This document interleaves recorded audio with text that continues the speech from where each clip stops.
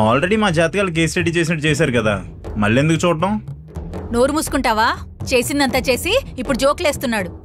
నా బతికే ఒక జోక్ అయిపోయింది. ఈ పొంతులగడి మీద వేస్తే తప్పు వచ్చింది. ఏంటి గురువుగారు, ఇప్పుడు పరిస్థితి ఏంటి? మరి లాభం లేదు.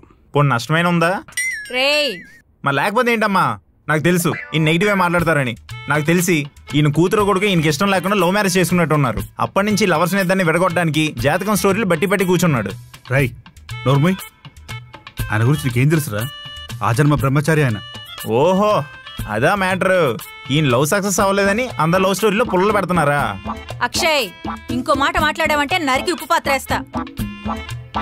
సిద్ధాంతి గారు, మీరు చెప్పండి. మాంగళ్యం మెడలో పడింది కాబట్టి కళ్యాణం జరిగినట్టే. సరైన పద్ధతిలో జరగలేదు కాబట్టి ప్రాయశ్చిత్తం చేయిద్దాం.